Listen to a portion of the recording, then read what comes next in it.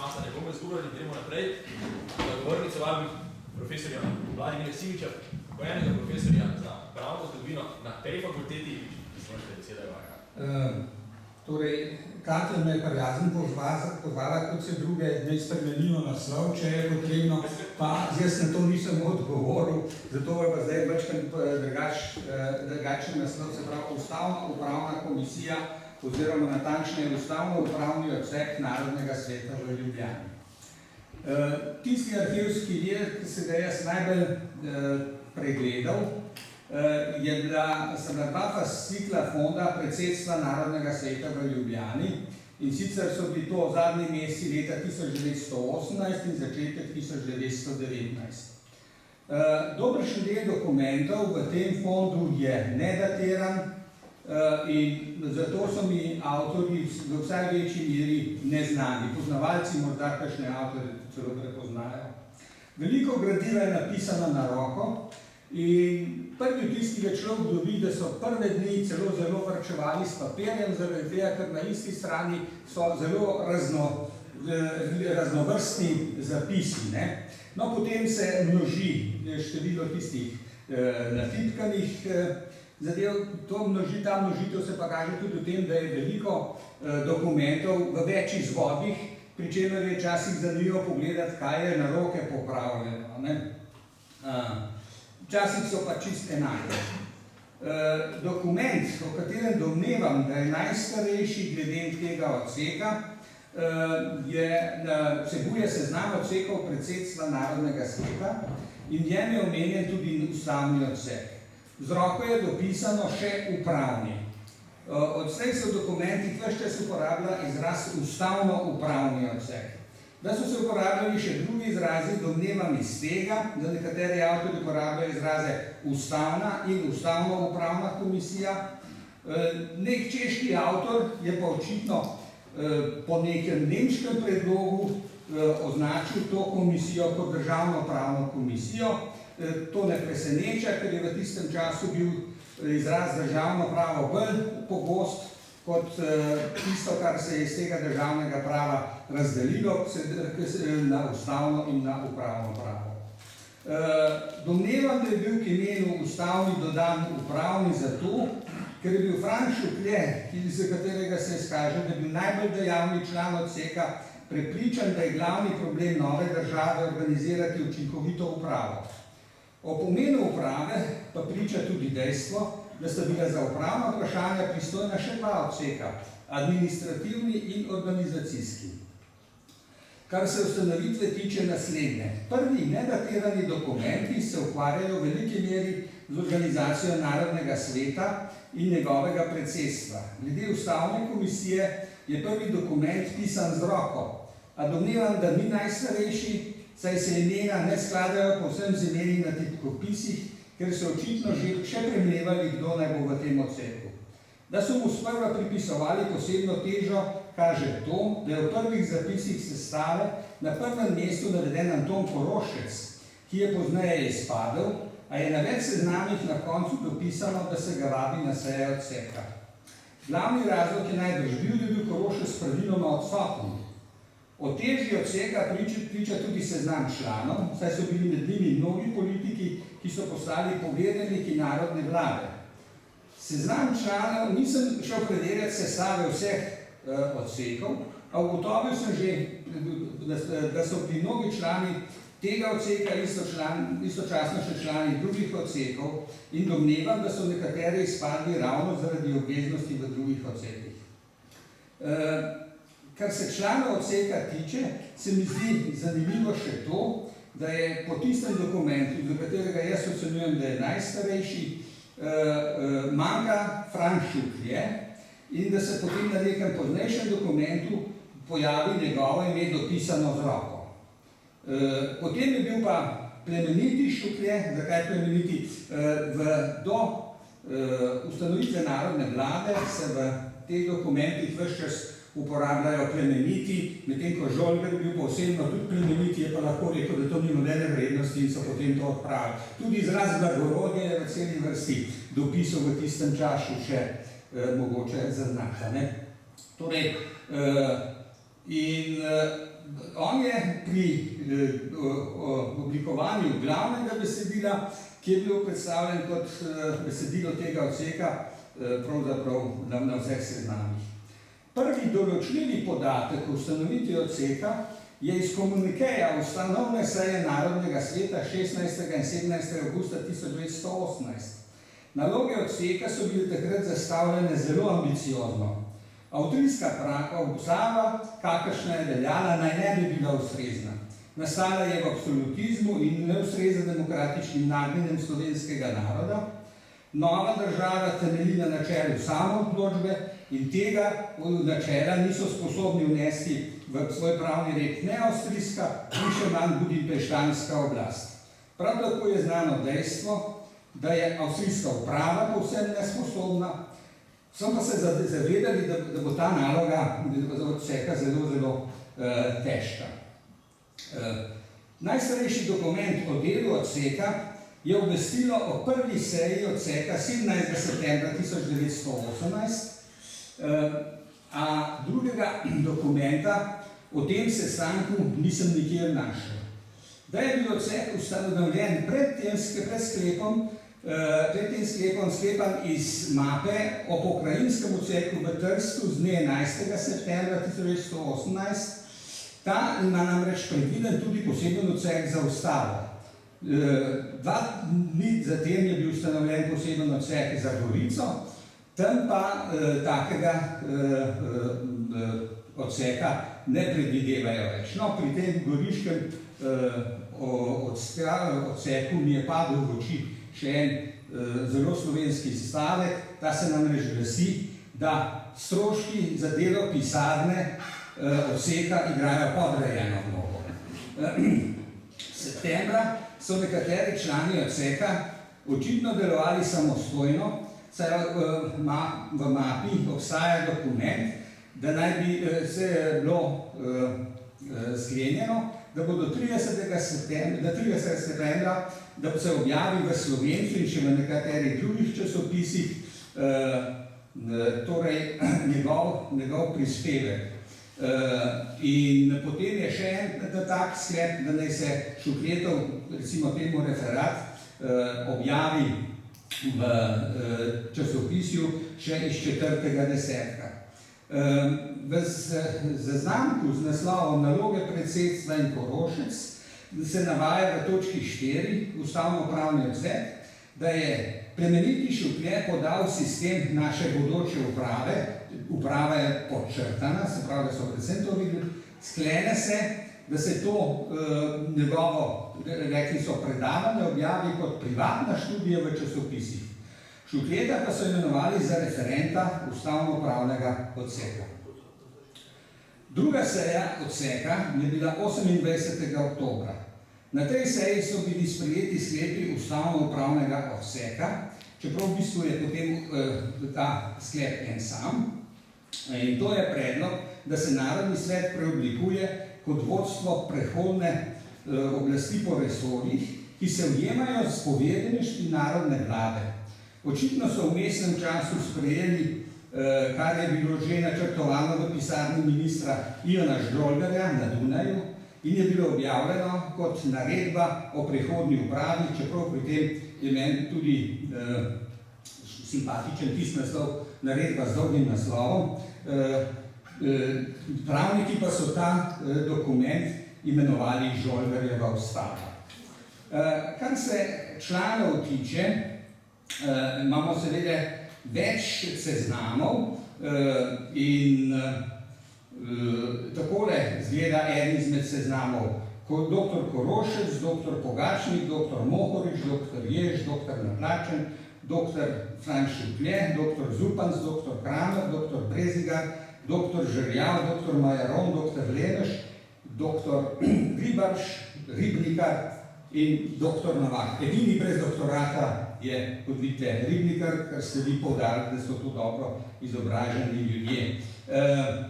No, potem je pa še en predlog, ki mi je padel v oči, ta pa zaradi tega, ker je bilo na tem dokumentu z roko dopisano Šukletovo ime. Zdaj, mi vemo, da so bili v tistem času čeprav trdijo, kako so Slovenci bili zelo soglasni, so skrb držali, ampak so bile take majhne ribarije, najbolj znane je, kako so hribarja izrinili iz vlade, a ne, mislim, da je tudi tukaj nekaj razlogov, zakaj so ti seznami tako različni. No, treba je reči, seveda, ko sem prebral ta imena, ste lahko opazili, da so bili to večinoma politično gledano prvokategorniki, ne, in da jih najdemo seveda tudi po drugih odsekih in seveda je težko reči, kdo je dejansko sodeloval na teh sejah, recimo Ravnikar, ki je bil tudi imenovan v ta odbor, v svojih spominih ne piše o tem, pač pa zelo predstavlja potem svoje delo pri organizaciji pravosodja in v spominih pravzaprav pravi, to sem že objavil v Pravniku, ne samo povzame, se pravi, on o tem ne govori nič. Moram pa priznati, da nisem tako natančno prebral vseh njegovih spominov, lahko je kakšna notica, ki bi kaj povedala tudi o tem odseku. Tako da, jaz ne vem, enako velja za Šuketa, na njegovih spominih tudi ne najdemo tega. Res je, da on pove, da je končal 18. leta in edino, kar se mu zdelo vredno, je dopisati, kako je bilo s Šuštežicem. To je, kar se tega tiče. No, gremo zdaj k tistemu, kar je najbolj oprijemljivo. In tako so gledali na ta dokument tudi sodobniki, ker je v tisti mapi so kar takšni opisi tega Šuketovega, recimo mu referata, razprave, kjer on razpravlja, katere so glavne stvari, ki jih je treba narediti. In tu je išlo v več nadaljevanjih, tako v več časopisih, nisem vseh pregledal sem samo tisto, kar je bilo v Slovencu po slovenskem narodu. No in tukaj, kot rečeno, to je bilo uvrščeno v gradivo, drugače pa mapa tega odseka za ustavno-upravnega odseka je silno spravna. Objavili so seveda ta Šuketov referat, prej so že povedali, da je to, da se objavi kot privatna razprava, iz propagandnih namenov. Propaganda je seveda sodeč po tem, kako so delovali odseki med najbolj pomembnimi dejavnostmi v tistem času. No, to, da so imeli neke zadržke, se kaže tudi razumem, da so imeli take zadržke, ker je seveda začetek tega spisa strašno vznesen, tisto, kar pa je tukaj pomembno, da že v prvem odstavku pravi, da na podlagi, on je imenuje jugoslovanske, misli pa Majniško deklaracijo, da gre za južne Slovane iz delov Avstro-Ogrske, ko govori Jugoslavija, ampak on pravi, to je Jugoslavija. Se pravi, mišljeno v tistem času še avstro-ogrski, južnimi Slovani poseljen avstro-ogrski del. On pravi, da je to ozemlje lepo in da ne manjka naravnih bogastev, vendar je treba se zavedati, on je tudi se zavedal, da je država vendarle revna. To se zmer človek spomne, vsaj iz osnovne šole, kako so naučili, kako je Jugoslavija vse bogata, pa potem primerjave so malo drugačne stanje pokazale. No, začne najprej z načeli bodoče ureditve. Prvo načelo te ureditve ne bi temeljilo na nauki zgodovinsko-pravne šole. On se proglaša za pristaša te šole in pravi, in tega potegne zgled, da je treba ohraniti, kar je že preizkušeno in se izogibati novotarijam. Vendar pa pravi v isti sapi seveda, da je neučinkovita uprava in da je ta potrebna temeljite prenove. Po njegovem mnenju je bila samo avstrijska sodna uprava taka, da bi jo bilo sprejeti pravzaprav nespremenjeno. Drugo načelo pa je demokratična ureditev in po njegovem mnenju se demokratična ureditev kaže v avtonomiji na vseh stopnjah oblasti, od deželne pokrajine do občinske. In To njegovo pojmovanje avtonomije je tako, da odklanja tisto ureditev v Avstriji, dvotirni sistem, zaradi tega, ker pravi, da gre tukaj za podvajanje osebja in da to vodi k določenim primerom zmede. Glede avtonomije seveda še eno stvar poudarja, da nima smisla poenotiti sistema za celo državo, zaradi tega, ker so razlike zelo velike. In pravi, če ne bomo poskušali poenotiti, bo odpor proti spremembam manjši, če se bojo počutili, kot da odločajo o lastnih zadevah. Zanimivo je to, da on uporablja celo izraz asimilacije, ko gre za vse tri veje naroda. Po njegovem bi bilo to novo skupno državo treba udeliti na tri dele. Slovenijo, v kateri sodi tudi Istra. No, on še izrecno zapiše, da Slovence in Hrvate v Istri druži bratska ljubezen, tukaj se vidi, kako so te zadeve vznesene. Potem druga je ožja Hrvaška in potem Bosna in Hercegovina, ki to bi bila po njegovem mnenju združena z Dalmacijo. Zdaj bom pustil ob strani to, kako bi planili Hrvatje na tako delitev, ampak ena stvar je pa seveda neko notranje nasprotje pa je, ko poskuša združiti Dalmacijo z Bosno, čeprav prej pravi, da so razlike velike. No, pravi, zdaj pa pejmo. V delu on temu pravi slovenska skupina in bi jo razdelili na tri večje dele, ki jih on imenuje okrožja, pač še po avstrijskem vzoru Kresija. In sicer bi bila to Štajerska s slovensko-koroško, Kranjska s primorsko, Kranjska kot posebna in potem Primorska kot posebno okrožje. Tukaj je nekaj zanimivega, tako kot se v programu Zedinjene Slovenije najprej govori o kraljestvu Slovenije, pol naprej so pa naenkrat deželni zbor in tako naprej, enako opazimo tudi pri Šupljetu, da se potem naprej govori o deželnem zboru, o deželni vladi in tako naprej. Na čelu te enote bi bil deželni poglavar. Njega bi imenovala osrednja oblast, z njim pa bi seveda kot organ vladal še deželni svet, ki je pa razdeljen na dva dela.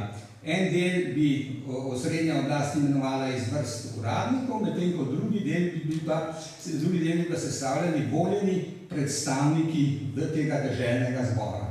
Deželni poglavar ne bi bil odgovoren osrednjim oblastem, glede izvrševanja zakonov pa tudi deželnemu zboru.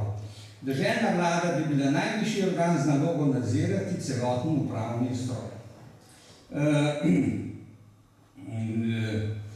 Torej, deželni zbor naj bi bil izvoljen na podlagi splošne, enake in tajne volilne pravice, pravi na celotnem ozemlju, domnevam, da je mislil seveda, da gre za to, da so predstavniki vsi celotnega ozemlja. Pristojen bi bil pa za vse zadeve, izjemo tistih, ki bi bile izrecno pridržane osrednjemu parlamentu. Glede finančnih zadev je predvideval jasno določitev, kaj sodi med samostojne dohodke take dežele. Glede organizacije na nižji stopni zopet uporabi izraz slovenska skupina, ki bi bila razdeljena na tri okrožja in tako okrožje naj bi vodil okrožni glavar in okrožni svet, od katerih bi bila zopet polovica članov voljena. Poudaril pa je, da bi zelo omejil normodajno pristojnost takega okrožja. Največje spremembe po njegovem bi doletele upravne organe. Namreč v Avstriji smo imeli upravne okraje, smo imeli dve vrsti okraje, eno so bili sodni, drugo so bili pa upravni okraje, in on bi izenačil te sodne in upravne okraje, pri čemer bi bilo merilo, da gre za 10 do 15 tisoč prebivalcev na en tak okraj. Tam pravi, da bi bil duša tega okraja okrajni glavar, Voljeni svet pa bi bil sestavljen iz predstavnikov, zdaj pa ne po teritorijalnem načelu, pač iz predstavnikov stanovskih poklicov. Preuči ima različne odbore, ki so jih sestavljali na nivoju okraja, tako pravi, to nima nobene zveze, ti odbori nimajo nobene teže, zato ne bojo ti predstavniki v tem okrajnem svetu. Kar se pa občine tiče, je pa njegova rešitev ta, da bi večino občinskih nalog prenesel na te zmanjšane okraje, zaradi tega, ker se zaveda, da so občine po velikosti bile strašno različne in da seveda enake pristojnosti vsaki občini ne bi ustrezale, ker nekatere bi tega sploh ne mogle opravljati. Zato pravi, da bi občina dal samo take pristojnosti, ki so jih sposobne opravljati tudi najmanjše občine. Ta referat je vsaj toliko kot koncept nečesa novega, pravzaprav račun starim, kot predlog novega, v nekaterih rečeh pa je seveda nedorečen. In zdaj seveda nimam nobenih podatkov, ali je o tem bila kakšna razprava ali ne, zakaj te razprave po mojem mnenju prav obsežne ni bilo, lahko je bila privatna, nisem našel nobenih podatkov, zaradi tega, ker so bili ljudje enostavno prezaposleni z drugimi zadevami. Časi so bili taki, da so zahtevali sprotne odločitve, na hitro je bilo treba razpravljati o konceptih, se seveda takrat niso imeli časa pogovarjati in zaradi tega končujem seveda z tem, da je konec tega dela pravzaprav bil opravljen, ko je bila ustanovljena narodna vlada. V Ravnikarjevih spominih nam je škole izresno pravi. Kar smo imeli kot nujno je, da se ustanovi forum, ki naj na zunaj nastopa kot reprezentanca našega naroda in njega eksekutiva, to je vlada. Z odločitvijo, da seveda s to odločitvijo razprava o ustavi odložena, na seveda potem razprava o ustavi že skupne države. Ljudje so bili pogledi na avtonomijo najbolj izdelani in zaradi tega ne preseneča, da se ves čas Slovenci ukvarjajo z avtonomijo v novih državah, ki pa jih, recimo, ko gledam Slobodana Jovanovića, on jih opravi tako z levo roko, to je pač neko govorjenje brez kakšne posebne teže. No, kar se zdaj, tukaj bi seveda se treba vprašati, ali je pa kakšna ustava, ki je takrat veljala, zaradi tega, ker ti organi niso delovali samovoljno in bi seveda lahko rekli, ker so razglasili, da veljajo stvari tako, kot so že bile prej, da ta ustava še na nek način deluje. Deloma bi to lahko seveda pojasnil tudi s tem, da Avstrija v tistem času ni imela enotne ustave, ampak velja za pluralizem ustavnih aktov, zaradi tega so bile stvari urejene za posameznimi, sicer tako imenovanimi temeljnimi zakoni, in to je očitno ob začetnih navdušenju, kaj se bojo spremenili, to jim je takrat zadoščalo, zato so bile druge stvari bolj perečne. Vidimo, če beremo zapisnik potem prve seje ljubljanske oblasti, tam je izrecno povedano, zakaj šele zdaj oživlja ta avtonomija. Pravi, prej je bilo vprašanje meja, tukaj je seveda dosti podatkov, da so meje problematične, ne vedo, kako jih zavarovati. In druga stvar je bila pa seveda to, kar je bilo tudi že danes omenjeno. V kolikšni meri so organi oblasti dejansko izvajali oblast. In zaradi tega se je seveda tako hitelo. Mi sicer nimamo tako hude obtožbe na račun združitve z Srbijo, kot je recimo prav Strupeno Krleža pisal o tej obtožbi, ko pravi, hrvaška konstanca v politiki je čimprej se skrit pod krilo neke močnejše države, ampak se mi zdi, da ta zadržanost do narodne vlade, ki jo ponekod sludimo, da je seveda deloma tudi zadeva zamere glede tega, da so se prehitro združili z Jugoslavijo, v kateri pa niso bili zelo zadovoljni kljub začetnemu navdušenju. In druga stvar je seveda, to smo tudi že slišali, če spremljamo, zakaj so si na ustavnem področju so prizadevali Slovenci še v Avstriji oziroma avstrijski polovici Avstro-Ogrske,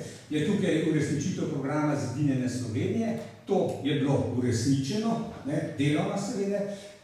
In druga stvar, zelo velik poudarek je bil glede jezikovnega prava, to smo pa nekaj slišali, da je to pa tudi uresničeno. Pol seveda, glede teh splošnih načel, kakšna ne bi bila nova državna ureditev, je, da gre za demokratično ureditev. Šteli so, da ne bi šlo za neko delitev oblasti, čeprav te zadeve so bile seveda samo kako bi rekel, v fazi razprave, ker se je pač bolj mudilo z drugimi zadevami. Glede volilne pravice sem pa ugotovil, da se moj spomin z mano že igra. Jaz sem bil zelo dobro mnenje o narodni vladi in del tega je temeljil na tem, da sem bil prepričan, da je bila narodna vlada tista, ki je dala ženskam volilno pravico, da sem potem ugotovil, da je bila to deželna vlada. Tako da še ena zadeva, po današnjih merilih bi se seveda vprašali tudi, kako pa je bilo z tistimi, ki so bili drugih narodnosti. In recimo tam, ko se visokošolski profesori pogovarjajo, kaj bomo pa zdaj s temi Nemci naredili, ko ukinjamo njihove šole, je tam en preprost sklep, ki pravi, ja, saj mi smo pa tudi morali hoditi drugam, ne pa še oni hodijo v druge kraje.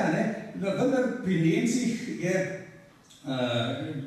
stvar, tako kot sem ugotovil, vse stvari so nekako večplastne. Eni argumenti govorijo za eno, eni za drugo.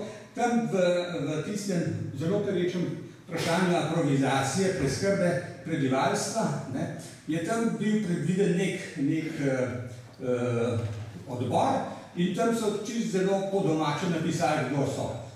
Klerikalci, liberalci, Nemci. Se pravi, tam se je še računalo, da bodo tudi Nemci zraven, očitno zaradi njihove ekonomske moči.